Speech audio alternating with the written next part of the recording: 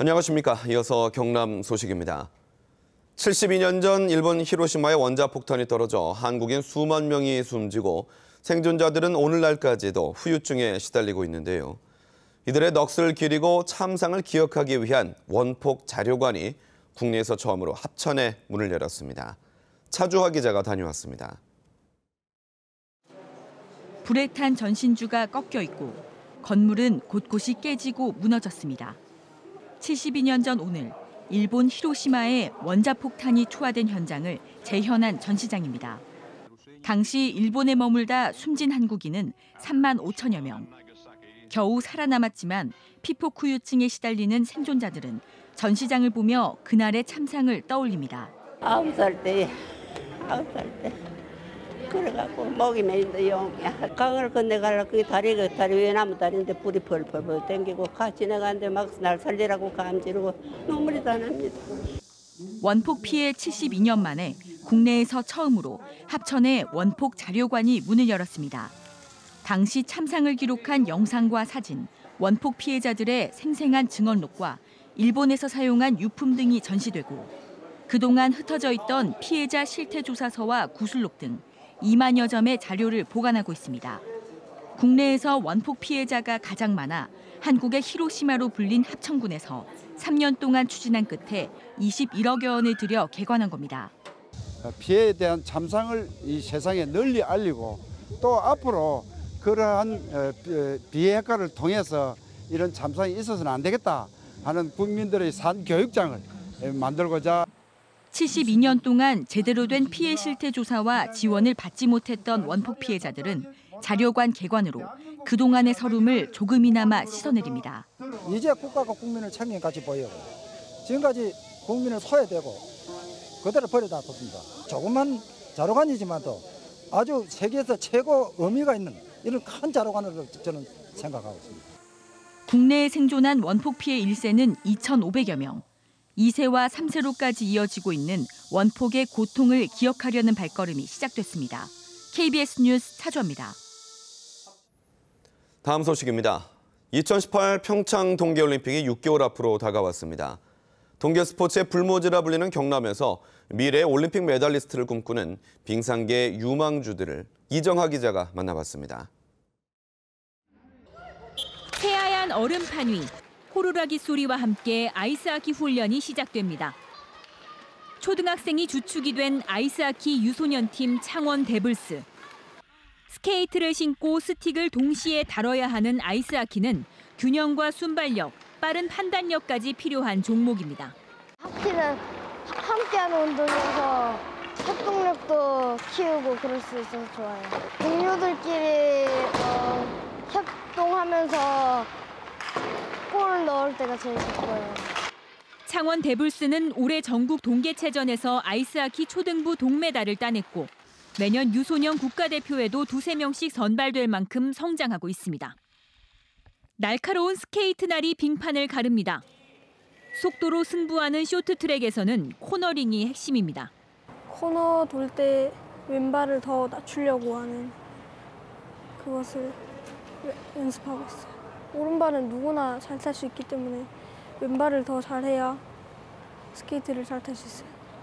어린 선수들은 전용 연습장도 없는 열악한 환경에서 꾸준히 실력을 키워가고 있습니다. 지원적인 부분이라든가 이런 부분이 조금만 더 이루어진다고 하면 경남에도 타 시도 못지않은 선수들이 많이 배출될 거라고 생각합니다. 경남 빙상계 유망주들은 2022년 베이징 동계올림픽의 메달리스트를 꿈꾸고 있습니다. KBS 뉴스 이정하입니다.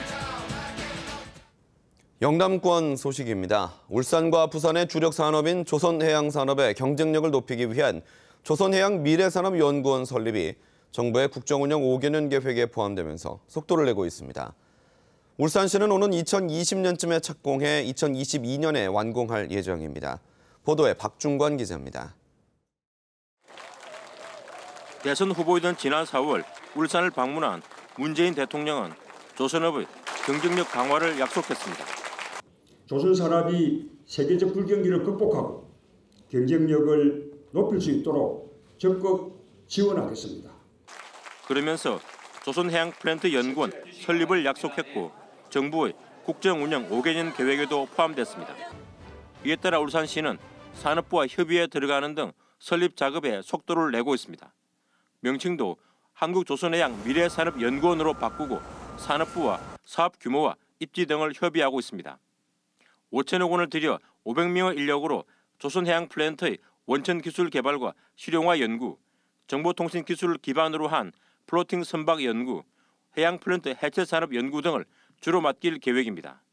연구원이 들어설 경우 9,300억 원의 생산 유발 효과와 2,900억 원의 부가가치 유발 효과 등이 예상됩니다. 울산, 부산을 비롯하여 조선해양산업이 밀집해 있는 동남권역의 산업 위기를 극복하고 지역 경제의 지속적 성장을 일궈내도록 하겠습니다. 울산시는 2019년까지 실시 설계를 마친 뒤 2020년부터 공사를 시작해 문재인 정부가 끝나는 2022년에 완공할 계획입니다. 울산과 부산, 경남 등 동남권을 중심으로 한 조선 산업의 경쟁력을 높여줄 것으로 기대를 모으고 있는 조선해양미래산업연구원의 설립 작업이 속도를 내고 있습니다. KBS 뉴스 박중관입니다. 경상남도와 자매 지역인 일본 야마구치현에서 보내온 한일 교환 뉴스입니다. 재해에 대비한 피난처 설치 훈련 소식과 고령 운전자들의 실력을 확인하는 강습회가 열렸다는 소식 등을 신유진 아나운서가 전해드립니다. 지진이나 호우 등의 대규모 재해에 대비해 임시 피난처를 설치하는 훈련이 열렸습니다. 대지진 상황에서 체육관으로 피난 온 훈련. 부모와 아이들이 골판지를 사용해 울타리를 만들고 쉼터까지 만들었습니다. 야외에서는 자위대가 재해 구조 활동에 사용하는 장비를 소개했습니다. 방재 헬기가 실제로 위험한 상황에서 사람을 끌어올려 구조하는 훈련도 공개됐습니다. 自分でなんか作って楽しかったなっていう頑張ったなっていう気持ちが伝わります。備えあれば憂いなしと言いますか、自分のスペースの確保したりとか水の確保の方法とかがより分かりやすかったので参加してよかった。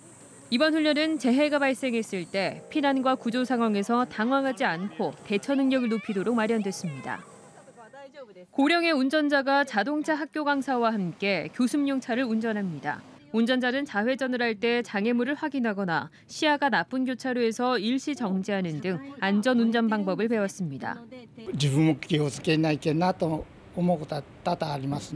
60대에서 80대인 참가자 중에는 실제로 정지선을 넘거나 차선을 넘는 실수를 하기도 했습니다. やはり年とともにですね、運転いろいろな面が衰えてきます。こういった面をですね、新たにこういった機会を通じて知ってもらって交通事故にならないように気をつけていただきたいと思います。 경찰은 야마구치현 내에서 올 들어 지난달 말까지 교통사고 사망자가 29명이며 이 가운데 9명이 고령 운전자에 의한 사고였다고 밝혔습니다. KBS 뉴스 신유진입니다.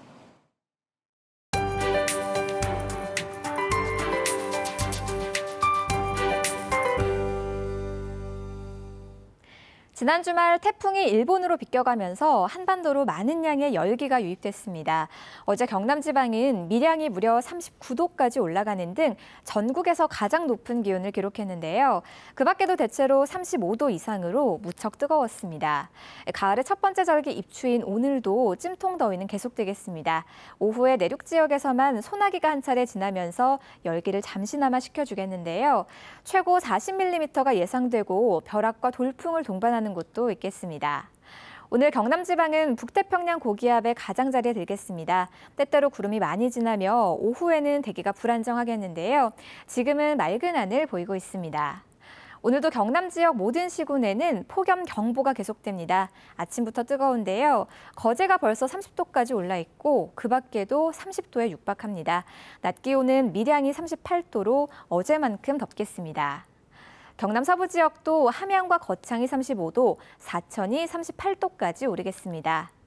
바다의 물결은 동해남부 먼바다에서 최고 2.5m까지 높게 일겠고 오늘 동해상에는 종일 안개가 짙겠습니다. 전국을 뜨겁게 달군 태풍의 열기는 오늘부터 조금씩 누그러지겠습니다. 모레 수요일에는 비가 내리면서 낮 기온 30도 안팎으로 내려가겠습니다. 기상정보였습니다. 산청군이 저소득층을 대상으로 3년 동안 매달 10만 원씩 저축하면 정부가 10만 원씩 추가 적립해주는 희망 키움 통장 가입자를 오는 11일까지 모집합니다. 함안군은 바리스타 교육과 요가 수업 등 여성센터에서 17개 직업교육과 문화 강좌를 들을 수강생을 오는 25일까지 모집합니다. 하동군은 전입신고를 하는 가구에 대해 최대 70만 원을 지원하고 출산 장려금을 둘째는 300만 원, 넷째는 1,000만 원으로 대폭 확대합니다. 함양군이 용추계곡과 화림동 계곡에서 위험구역에 사람이 들어가면 전광판에 경고 문자가 표시되고 경고 방송이 나오는 자동 경보 시스템을 운영합니다. 어제 오전 11시 10분쯤 창원시 진해구 수쿠리섬 남쪽 해안가에서 창원시 성산구 40살 황 모 씨가 물에 빠져 숨졌습니다. 경찰은 숨진 황 씨가 조개를 주우러 바다로 나갔다가 물에 빠져 숨진 것으로 보고 목격자 진술 등을 참고로 정확한 사고 원인을 조사하고 있습니다. 최근 연안 수온이 계속 올라 경상남도가 양식장 비상관리 체계에 들어갔습니다. 현재 남해안은 냉수대 세력이 폭염으로 약해진 탓에 해역 수온이 25도 이상까지 상승했습니다. 경상남도는 양식어과에 활력 강화제를 공급하고 저층 해수 공급 장치를 지원하고 있습니다. 지난해 경남에서는 고수온으로 213개 양식장에서 물고기 등 700여만 마리가 폐사해 90억 원의 피해를 냈습니다. 한국마사회가 마필관리사가 잇따라 숨진 부산 경남경마공원의 본부장을 인사조치했습니다. 마사회는 지난 4일 인사에서 최원열 부산경남지역본부장과 박정진 부산경마처장을 직위 해제하고 대기 발령했습니다. 부산 경남경마공원에서는 지난 5월에 이어 지난 1일 마필관리사가 잇따라 스스로 목숨을 끊었습니다. 차기 회장을 뽑고 있는 B&K 금융지주가 후보군을 압축하고 다음 달 회장을 선출할 계획입니다. B&K 금융임원 후보 추천위원회는 회장 공모에 신청한 16명 가운데 8명을 대상으로 모레 심층 면접을 진행할 예정입니다.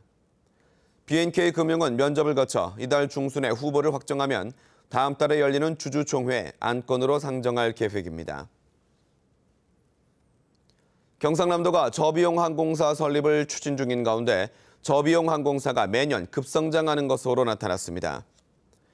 지난해 국제여객 운송에서 국적 대형 항공사는 전년 대비 8% 증가했지만 저비용 항공사는 59.5% 성장했고 국내 여객에서도 대형 항공사는 5.2% 증가에 그쳤지만 저비용 항공사는 14.9% 성장했습니다. 특히 지난해 도입한 전체 운송용 항공기 21대 가운데 저비용 항공사가 20대를 차지했습니다. 경상남도는 가칭 남부에어 설립을 추진 중으로 올해 말까지 타당성 용역을 진행합니다. KBS 뉴스를 마칩니다. 고맙습니다.